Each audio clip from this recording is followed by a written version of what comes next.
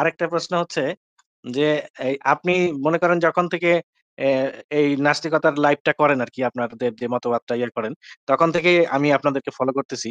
তো তখন থেকেই আমিও আপনাদের মতোই মন মানসিকতার মুক্তমনার বা মুক্তমনা হওয়ার চেষ্টা করতেছি। কতটুকু হইতে পারছি সেটা এখনো আমি নিজেই আসলে কনফার্ম না। তারপরেও আমার মাঝে, মাঝে যদিও আমি সবকিছুর মানে প্রমাণ পেয়ে গেছি বলতে গেলে, কিন্তু মাঝে, মাঝে না একটা ভয় কাজ করে। এখন এটা কি বয়সের কারণে কাজ করে? নাকি মানে নিজের যে শারীরিক রবিউল ভাইয়া, আপনি কি মানে দুর্বলতা আওয়ামী আসতেছে? লীগ সমর্থন করেন? রবিউল ভাইয়া, না ভাই, আমি আওয়ামী লীগ সমর্থন করি না। তাহলে ভাই আপনি আমি আসলে ওরকম সখী কোন মুক্তমনা দলকেই জীবনে সমর্থন হইতে করি পারবেন না। না। ইম্পসিবল ভাই, আওয়ামী লীগ সমর্থন না করলে কেউ সখী মুক্তমনা হইতে পারে না। আজি ভাই, কি ভুল বলছি? অবশ্যই, অবশ্যই। এবং বিশেষভাবে শেখ হাসিনার না করলে, শেখ হাসিনাকে নিজের মা বলে আপালিগ শেখ হাসিনা না আপালিগ দিলে। যদি ও আপা, আমি তো ভাবলাম মা হবে। এখন তো আপা হয়ে গেছে, আপনার বয়স ধীরে ধীরে কমতেছে আর কি। You have to be like this. আমরা তো জানি আমাদের ফারাজ ভাই তো আওয়ামী লীগের অনেক সমর্থক, খুব কট্টর আরে সমর্থক। পুরা পুরা কট্টর আফসোস লীগ। কারা কারা আমরা? না ভাই, আমি এটা আমি আমি আমার কথা বলতেছি, আমি তো কট্টর আফসোস লীগ। আপা চলে গেছে, এই দুঃখে আমি খাওয়া দাওয়া বন্ধ করে দিছি। তবে তবে আসিফ ভাই কিন্তু নিরপেক্ষ ভাই। আসিফ ভাই আমি দেখছি যে যেদিকে ভুল দেখে, দোষ যদি দেখে সেই জিনিসটা সরাসরি বলে ফেলে। সেটা আওয়ামী লীগ হোক, বিএনপি হোক, জামাত। আবার যাদের ভালো দেখে সেই আওয়ামী জিনিসটা লীগের বিপক্ষে গেলে সেও আবার ভালোই বলে। নিরপেক্ষ কেন থাকে? ওই আওয়ামী লীগের বিপক্ষে গেলে তো আর নিরপেক্ষ থাকা পসিবল না। না, নিরপেক্ষ মানে হচ্ছে আমরা যেটা বুঝি যে আচ্ছা, যোগ কোনো করতেছি, কিছুর সমস্যা নেই, সমালোচনা বলেন বা আপনি। সত্যটা বলা, আপনি যেটা সত্যটা বলতেছিলেন বলা ভাই, সেটাই আপনি যেটা নিরপেক্ষ। বলতেছিলেন সেটা বলেন। না আমি রবিউল আর ভাই, বেশি আমরা কথা এখানে বলতেছি না। আমাদের প্ল্যাটফর্মে যারা আমরা আছি তারা সবাই নিরপেক্ষতা বজায় রাখারই চেষ্টা করি। আমিও, ফারাজ আমিও আমিও ভাইও, আসিফ ভাই, কি আমরা বলেন? সবাই, আমিও আমরা সবাই। আমিও কিন্তু মাঝে, মাঝে ফারাজ ভাইয়ের সাথে আমার একটু লেগে যায়, সেটা ঠিক আছে। কিন্তু সেটাও আমরা ২ জনই আসলে নিরপেক্ষতাই আসলে মানে পছন্দ করি অনেক এবং কষ্ট করে বলছেন ভাই, ধন্যবাদ ভাই, যুক্তি ভাগ্য খুলে গেল আমার। যুক্তির দিক থেকে হ্যাঁ, আমরা নিরপেক্ষ থাকারই চেষ্টা করি। হ্যাঁ।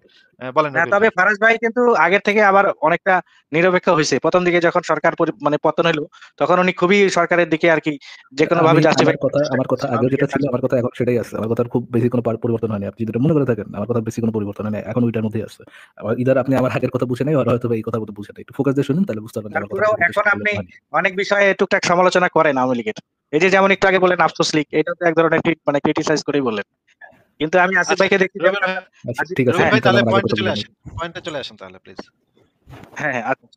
পরেরটা যেটা বলতেছিলাম যে আমাদের তো ধরেন যে আমরা মুক্তমনা হয়েছি বা নাস্তিক হয়েছি, তো সেই তারপরেও তো আমাদের ভিতরে এক মানে আমার ভিতরে বিশেষ করে বুঝছেন যে আমি অনেক সময় আমার ভিতরে এক ধরনের মানে ভীতি সঞ্চার হয়। হ্যাঁ, যে আমি ধরেন আমি একটা গরম পানির পাতিল আমি হয়তো চুলো থেকে নামিয়ে গোসলখানায় নিয়ে যাচ্ছি, শীতকাল তো। তো তখন আমার কাছে মনে হয় কি যে এই মুহূর্তে মনে হয় আল্লাহ মনে হয় রাগ করে আমার পায়ের উপর মনে হয় গরম পানিটা ফেলে দিবে, বুঝছেন? বা বা এই ধরনের আমি হয়তো একটা বিল্ডিং এর পাশ দিয়ে হেঁটে যাচ্ছি, আমার মনে হয় কি যে একটা ইট মনে হয় আমার মাথায় ভেঙে পড়বে। যেসব বিল্ডিং এ কাজ চলে আর কি, কনস্ট্রাকশন। তো এরকম মাঝে, মাঝে অনেক ধরনের যে আমার পিছনে হয়তো আল্লাহ মনে হয় কোনো একটা ষড়যন্ত্র করতেছে যে আমি যে তার বিরুদ্ধে চিন্তা করি বা কথা বলি। হ্যাঁ? তো এবং এটা তো একটা তাহলে ভাই বর্তমান সময়ের কথা বললাম। তাহলে ভাই আপনি এবং মনে হয় আপনার জন্য ধর্মটাই ভালো হবে। তাহলে আপনি না, না, ধর্মটাই পালন আপনার বয়স কত ভাই?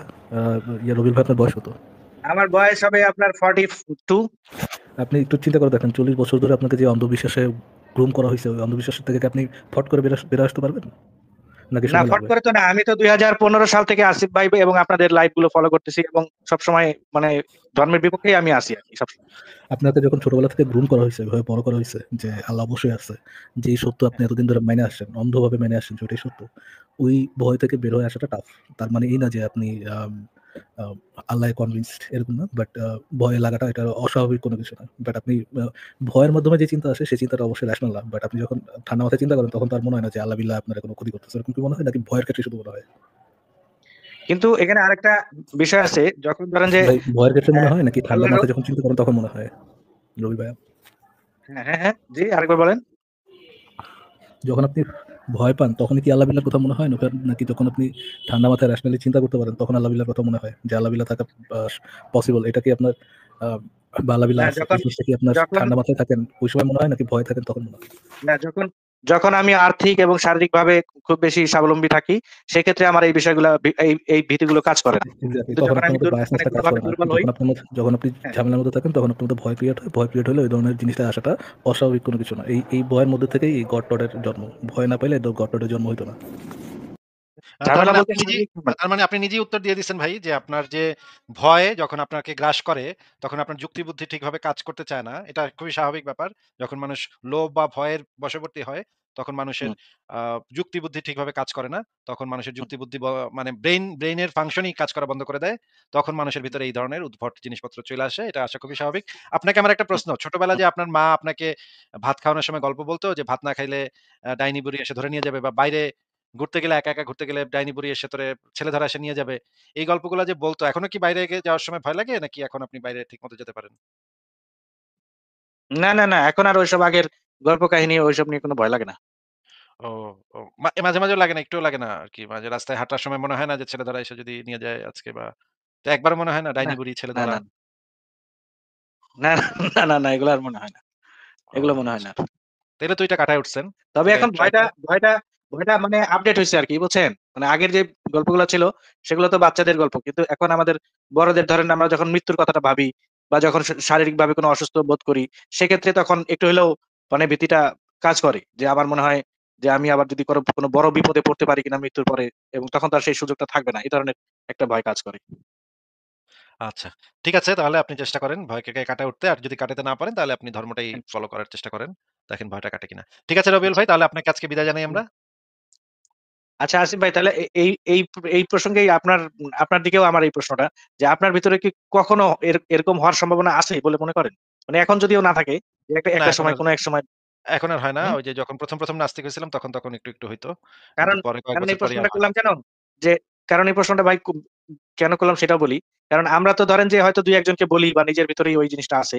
কিন্তু আপনার মাধ্যমে কিন্তু কোটি, কোটি মানুষ কিন্তু নাস্তিক হয়ে যাচ্ছে। এবং আপনার ওই জায়গাটা থেকে আর ব্যাক করে ভাই কোন সময় দেখেন যদি আপনার ইয়ে ভাই মনে হয় যে আমি রবিউল ভুল ভাই করছি, ওইখান থেকে যিনি কি আর আপনার। হ্যাঁ, হ্যাঁ, যিনি যিনি শারীরিকভাবে আঘাত পাওয়ার পরে মাল্টিপল কোপ খাওয়ার পরেও সে তার বডি নিয়ে নিজেই একটা হসপিটাল থেকে আরেক হসপিটালে দৌড়াদৌড়ি করছে, তখন আল্লাহ বিল্লাহর নাম মুখে নেয় নাই, তার মনে সেই ভয়টা হ্যাঁ। থাকবে না। আমি মনে করি আসিফ ভাই মেন্টালি আমাদের থেকে অনেক স্ট্রং পারসন। আমি থাকলে আমি আর মুখ দিয়ে আল্লাহ বিল্লাহর নাম বের হয়ে যেত আমার মনে হয়। বাট আসিফ ভাই যেহেতু ওইখানেই বেরোয় নেই, আমার মনে হয় না আর তেমন কোনো সম্ভাবনা আছে ভবিষ্যতে এটা বের হওয়ার। হ্যাঁ, এটার সম্ভাবনা এখন না, আর নাই ভাই। হ্যাঁ, বাইরে বের আমি হওয়ার থাকি। কথা আমি বলিনি। বের হওয়ার কথা বলতেছি না পুরোপুরি, ওইভাবে বলিনি। বলছি যে উনার মাধ্যমে, যে যেমন ধরেন আমার মাধ্যমে যদি একটা মানুষ মানে নাস্তিক হয় আমার কথা শুনে, সেক্ষেত্রে আমি কিন্তু পরবর্তীতে যখন আমি ধর্মের পথে যদি আবার ফিরে আসি, সেক্ষেত্রে কিন্তু আমার ওইটা একটা পাপবোধ থাকবে যে একজন মানুষ আমার কারণে বিপথে চলে গেছে। কিন্তু আসিফ ভাইয়ের কারণে কিন্তু অনেক মানুষ, অনেক কোটি, কোটি মানুষ, লাখ, লাখ মানুষ কিন্তু না, যাচ্ছে। না, তখন আমার উনি কি কারণে আবার কখনো কেউ, সবাইকে ব্যাক করতে না পারবেন? ভাই, ভুল কথা। হ্যাঁ? আমার কারণে কখনো কেউ কোনদিন নাস্তিক হয় নাই।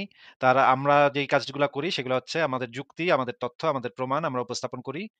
আ হ্যাঁ, কেউ যদি এই যুক্তিতে কনভিন্সড হয় তাহলে তারা সেই যুক্তিটাতে কনভিন্সড হচ্ছে, সেই রেফারেন্স এ হ্যাঁ। কনভিন্সড হচ্ছে। তারা আসিফ মহিউদ্দিন বা ফারাজ অর্ণবে কনভিন্সড হয়ে কেউ নাস্তিক কি হয় না। বলেন আসিফ ভাই? আমি তো যে আসিফ ভাই ইয়ে হয়েছে এত বড় একজন মনীষী, উনি ইয়ে হয়ে গেছে, নাস্তিক হয়ে গেছেন, এই জন্য আমারও হইতে হবে টু বি কুল, এই জন্য তো আমি নাস্তিক হয়েছি। কি বলেন আসিফ ভাই? না, আপনার কথাটাই ঠিক আছে আসিফ ভাই। আপনার কথাটাই ঠিক আছে। আপনার মাধ্যমে যুক্তি, তারপরে আপনার তথ্য প্রমাণ এইসব জিনিস মানুষ বুঝতে শিখছে নতুন করে। আমাদের বাংলাদেশে তো এত উন্নত শিক্ষা ব্যবস্থা না। যে এত গভীরভাবে চিন্তা করার মতো মন মানসিকতা আমাদের মধ্যে নাই। সেই জিনিসগুলো আপনার মাধ্যমে আমরা জানতে পারছি। কিন্তু এর মধ্যে একটা ঘটনা ঘটছে কি ভাই, আমার এক বন্ধুর পরিবার মানে সংসার একবারে ডিভোর্স হয়ে গেছে। বুঝছেন? এই আস্তিক নাস্তিকতার কারণে। মানে তার ওয়াইফ ছিল আপনার পুরোপুরি ধার্মিক। তার হাসব্যান্ড ছিল আপনার ওই আপনার লাইভ দেখে, দেখে নাস্তিক হয়ে গেছে। পরে তখন তার ওয়াইফ কে বুঝাইতে গেছে এই বিষয়গুলা। বুঝাইতে মানে আস্তে, আস্তে ওদের ভিতরে বড় ধরনের ঝগড়া হইছে। তো একদিন কি করছে, ওর বউয়ের কোরআন শরীফ, ওই লোক কি করছে, কোরআন শরীফ ওই ডাস্টবিনে নিয়ে ফেলে দিছে। বুঝছেন? ডাস্টবিন বলতে বাসার সামনে যে ময়লার ঝুড়ি থাকে ওখানে ফেলে দিছে। তো ফেলে দেওয়ার পরে তখন আবার ওই জিনিসটা তার স্ত্রী দেখছে, দেখে তার যে বাবা, মা, শ্বশুরবাড়ির লোকজন, মানে ওই ছেলের শ্বশুরবাড়ির লোকজন সবাইকে ডাকছে। ডাইকা ওই ছেলেটার বিচার করছে। বুঝছেন? মানে অনেক বড় ধরনের হায়, গ্যাঞ্জাম হায়! হইছে এটা নিয়ে। বিচার করার ওরে! পরে হ্যাঁ, তারপরে আবার তখন মানে তার বাবাও আরকি মানে হুজুর টাইপের ওই মেয়ের বাবা। তো তারপরে অনেক এখন জামাই দেখে আর বেশি কিছু মার্কেটিং করেনি। পরে এমনি একটু মারধর করছে আরকি, চড় থাপ্পড় দিছে। দেওয়ার পরে কয়েকদিন পরে ওদের ডিভোর্স হয়ে গেছে। বুঝছেন? কিন্তু তারপরেও ছেলেটাকে সুযোগ দিছিল যে তুমি আবার এই ভুল পথ থেকে তুমি ফিরে আসো, এবং অনেক হুজুর দিয়ে, অনেক মসজিদের ইমাম দিয়ে তাকে বুঝানোর চেষ্টা করা হইছে। কিন্তু ছেলেটা বেশি আর পরে তর্ক করেনি, কিন্তু ওই ধর্মের পথে আর আসেনি। যার কারণে পরবর্তীতে ওদের ডিভোর্স হয়ে গেছে। একটা বাচ্চাও ছিল, বাচ্চাটাকে মা নিয়ে গেছে। ওর বাচ্চাটার মা তাকে নিয়ে গেছে। সংসার একবারে শেষ হয়ে গেছে। বুঝছেন? পরে ছেলেটা আবার অনেকদিন পরে আবার বিয়ে করছে। তো এই যে এইভাবে মনে করেন যে আপনাদের অনুষ্ঠান দেখে কিন্তু অনেকে এরকম হচ্ছে। মানে যারা নাস্তিক হচ্ছে তো নাস্তিকই হচ্ছে। সে আর আবারও বলতেছি ভাই, আমাদের অনুষ্ঠান হ্যাঁ, দেখে বা আসিফ মহিউদ্দিন ফারাজকে দেখে কেউ কখনো নাস্তিক হইতে পারে এটা হ্যাঁ। আমি মনেই করি না। এটা সম্ভবই না। এটা যৌক্তিকভাবে হুম, হুম। সম্ভব না, প্র্যাকটিক্যালিও সম্ভব না। যেটা হইতে পারে নাসিব যে ভাই এটাই আমার জীবনে এনকারেজও করে না। হ্যাঁ, এটা আমরা এটা এই ধরনের কথা আমরা বলিও না কখনো। যেটা হইতে পারে ফারাজ অর্ণবের একটা যুক্তি আমার কাছে ভ্যালিড মনে হইতে পারে। আসিফ মহিউদ্দিনের একটা যুক্তি আমার কাছে ভ্যালিড মনে হইতে পারে। তখন আমরা সেই যুক্তিটাতে কনভিন্সড হই। আমি কখনো ফারাজ অর্ণবে কনভিন্সড হই না। আমি ফারাজ হুম, অর্ণব যে যুক্তিটা দিতেছে, সেই যুক্তিটাতে কনভিন্সড হইতেও পারি, নাও হইতে পারি। সেটা ফারাজ দিলেও হইতে পারি, আপনি দিলেও হইতে পারি। যে কেউ হুম, এটা পার্সন এর উপর ডিপেন্ড করে না। এটা ডিপেন্ড করে হচ্ছে যুক্তিটার মেরিট এর উপরে ডিপেন্ড করে। যুক্তিটা হুম, কি দিতেছে। অনেক সময় এমন হইতে পারে ফারাজ ভাই আমার খুব ক্লোজ।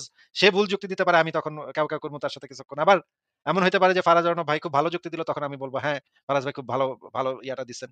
এইটা হুম, হুম, নির্ভর করতেছে সে যে যুক্তিটা দিতেছে শুধুমাত্র সেইটার হুম, মেরিটের উপরে, আর কোন কিছুর উপরে না। এখানে হুম, ফারাজও কিছু হুম, না, আসিফও কিছু না। এখানে শুধুমাত্র হুম, যুক্তিটাই প্রাধান্য পায় আমাদের কাছে। হুম। হ্যাঁ, হ্যাঁ, এটা তো অবশ্যই। কিন্তু এখানে আসলে সমস্যাটা হয় কি ভাই জানেন? রবিউল ভাই আপনারা যেভাবে আজকে শেষ করি। সুন্দরভাবে লাইন আজকে টু শেষ লাইন দাঁড়ান ফারাজ ভাই আমি একটু ১ মিনিট। এই যে আপনারা যেভাবে মনে করেন পয়েন্ট টু পয়েন্ট ঠান্ডা মাথায় একটা জিনিস বুঝাইতে পারেন বা কনভিন্স করতে পারেন। আর আপনারা তো সরাসরি কথা বলেন না। মনে করেন যে অনলাইনের মাধ্যমে কাউকে হয়তো ধমক দিচ্ছেন। এখন যাকে ধমক দিচ্ছেন সে তো আর পাল্টা আপনাদের সাথে কোনো উত্তেজনা দেখাইতে পারতেছে না। বাধ্য হয়ে চুপ করে কথা শুনতে হচ্ছে। তো ওই বাধ্য হয়ে হোক, যেভাবেই হোক না কেন, সে কিন্তু একটা সময় কনভিন্স হচ্ছে। যখন সে ধৈর্য ধরে শুনতে বাধ্য ভাই হচ্ছে আপনাদের কাউকে কথাগুলো, কনভিন্স করা তখন আমাদের সে কাজ আস্তে, না আস্তে, তো আস্তে রবিউল ভাই। কাউকে কনভিন্স করা আমাদের কাজ না তো। আমাদের কাজ হচ্ছে শুধুমাত্র যুক্তি তথ্য প্রমাণ তুলে ধরা। কেউ যদি না বুঝে হ্যাঁ, হ্যাঁ। তাকে হয়তো কিন্তু আমরা সেই ধমকাইতে পারি, যুক্তিগুলোই, তার সাথে সেই একই একটা যুক্তিগুলো সেকেন্ড, কিন্তু একটা ভাই সেকেন্ড, একটা আমরা সেকেন্ড। প্র্যাকটিক্যাল লাইফে আমরা প্র্যাকটিক্যাল লাইফে হ্যাঁ, কিন্তু আপনারা ফারাজ ভাই অন্যকে আমরা কনভিন্স প্র্যাকটিক্যাল করতেছেন না। লাইফে ওই যুক্তিগুলা কিন্তু এপ্লাই করতে পারতেছি না। মানে পুরোপুরিভাবে। বাহ! মানে ২ ১ টা কথা বলার বাহ! সাথে, সাথে আমাদের সাথে ঝগড়া লেগে যায়, বুঝছেন? বিষয়টা হ্যাঁ, হলো হ্যাঁ, এরকম। হ্যাঁ। True, true, true, true. আপনি প্র্যাকটিক্যাল লাইফ এ যখন এটা করতে যাবেন তখন ধস্তাধস্তি হবে। আর তখন জিতবে কে? যার গলা জোর বেশি গলা সে বড়। জিতবে। হ্যাঁ, ট্রু। এটা ট্রু। হ্যাঁ, বাট এজন্য তো ভাই গলার জোর তো আর এমন প্রমাণ করে না যে তার যেহেতু তার গলার জোর বেশি এজন্য তার কথার যুক্তি বেশি। তাই না? হ্যাঁ, হ্যাঁ, আমরা না যেটা করি সেটাই তো সেটা হচ্ছে যুক্তিটা একটু শেষ করি। যুক্তিটা তুলে ধরি। কেউ যদি কনভিন্স না হয় তাহলে কনভিন্স করার কোনো ইয়া নাই আমাদের। আমাদের শুধুমাত্র দর্শকদের জন্য যুক্তিগত প্রমাণটা তুলে ধরা এতটুকুই কাজ। হ্যাঁ, প্র্যাকটিক্যাল লাইফ এ এটা অনেক সময় সম্ভব হয় না এবং সম্ভবও না। বাংলাদেশের কালচারটা এরকম যে তারা যুক্তি বুঝে না, তারা গলার জোর বুঝে আরকি। হুম। হুম, হ্যাঁ, এই জিনিসটা আমরা যারা দীর্ঘদিন যাবৎ ধরেন যে আপনাদের কথাবার্তা শুনে, শুনে নিজেদের ভিতরে একটা ধৈর্যের একটা মানে চালু করতে পারছি। যে মানুষের সাথে তর্ক না করেও এই জিনিসগুলা কিভাবে লালন করা যায় বা এই জিনিসটা কতটুকু ঠান্ডাভাবে বোঝানো যায়। যারা নতুন শুনে তারা কিন্তু ১ম খুব এক্সাইটেড থাকে এবং এই জিনিসগুলা প্রচার করার জন্য খুব ব্যস্ত হয়ে পড়ে। কারণ এতদিনের একটা বিশ্বাস সে এত বড় একটা সত্য যখন জানতে পারে, তখন কিন্তু তার আশেপাশের মানুষদেরকে এটা জানানোর জন্য খুব ব্যস্ততা দেখায়। তখনই ঠিক কিন্তু একটা বলেছেন রবিউল সমস্যা ভাই। শুরু আমরা এই জিনিসটা নিয়ে বারবার সাবধান করেছি আগেও, আরো সাবধান করি। প্রতিদিনই আমরা এটা নিয়ে সাবধান করি যে যেইখানেই হুম, কথা বলবেন একটু নিরাপদ থাকার চেষ্টা করবেন। নিজের পরিচয় দিয়ে এগুলা করবেন না। ঠিক আছে রবিউল ভাই, আপনার সাথে কথা বলে ভালো লাগলো। আজকে তাহলে বিদায় জানাই ভাই। আচ্ছা উনি চলে গেছে।